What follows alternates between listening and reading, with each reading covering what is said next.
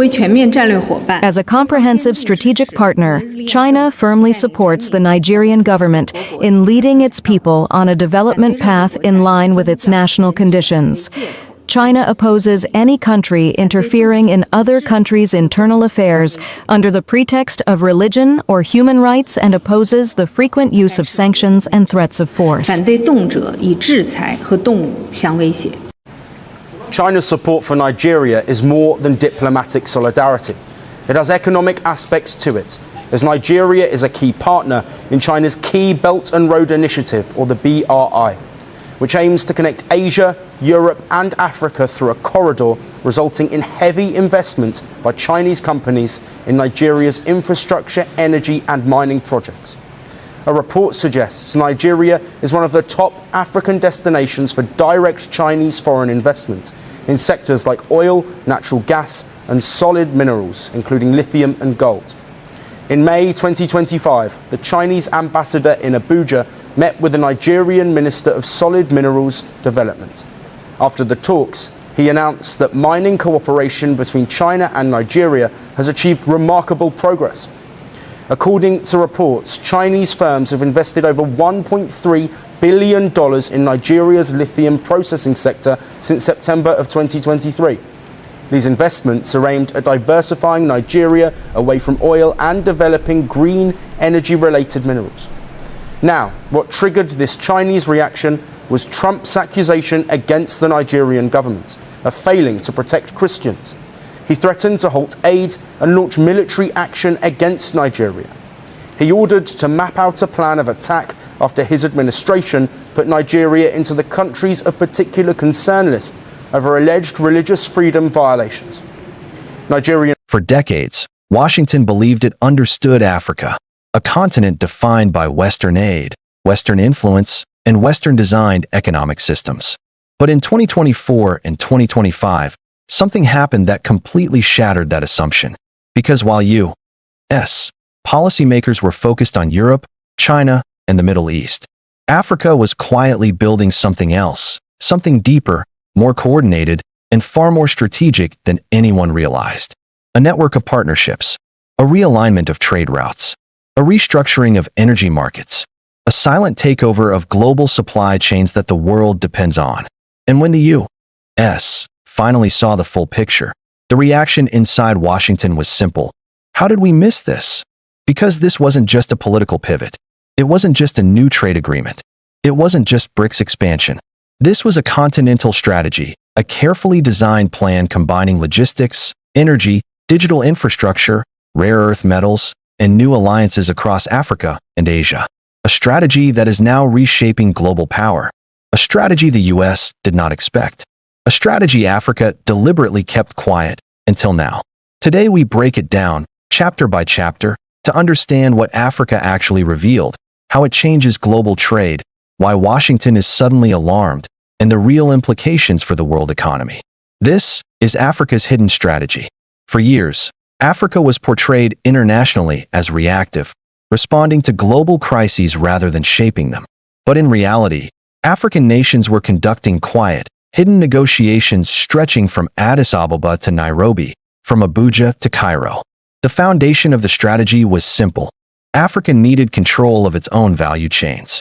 Not just exporting raw oil, raw minerals, raw agriculture, raw metals, but instead building refineries, processing plants, battery manufacturing, semiconductor input production, fertilizer mega-complexes, intra-African logistics networks. This transformation began with the African Continental Free Trade Area, the AfCFTA.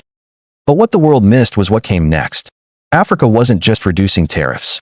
It was creating a unified economic zone that operates like a continental nation-state for manufacturing, agriculture, and energy.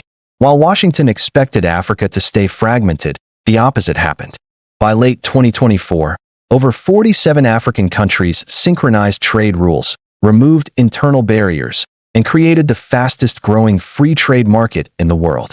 This was the first part of the hidden strategy: build the largest trade bloc on Earth, quietly. But the next phase was even more unexpected: coordinating supply chains with Asia. The biggest surprise to U.S.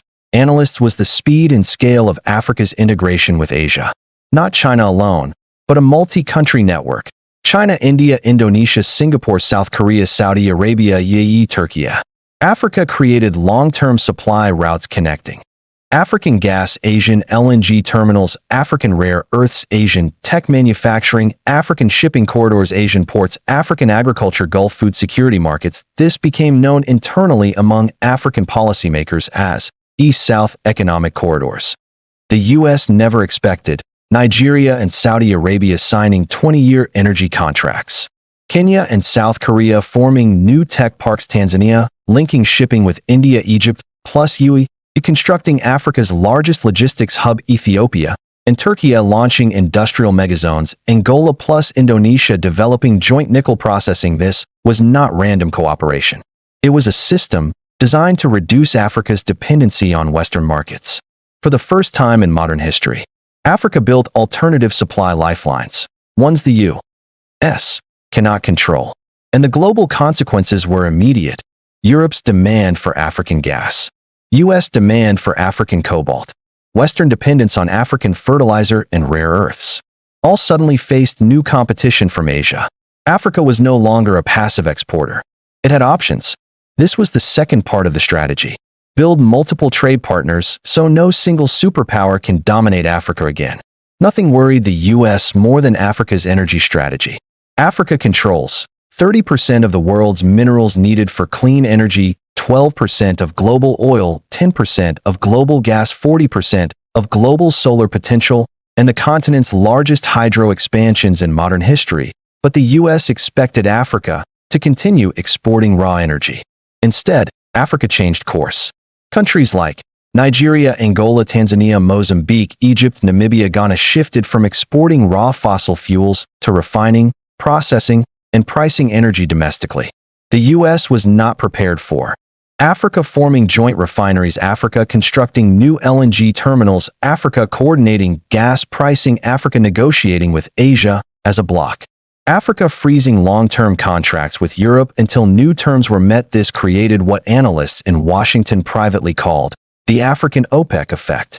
But the most shocking revelation came when Africa announced plans to achieve continental energy independence by 2035. For the first time ever, Africa is building a self-sustaining grid, intra-African pipelines, regional electricity interconnectors, shared hydropower infrastructure, cross-border solar megaprojects. This was the third stage of the hidden strategy: control energy, control leverage, control the future. While the world focused on minerals and oil, Africa quietly built the fastest-growing digital infrastructure network on Earth. The U.S. expected slow development. Instead, Africa deployed AI research centers, blockchain systems for trade, new satellite networks, digital currencies, African cloud infrastructure, independent mobile money systems, cybersecurity alliances with Asia.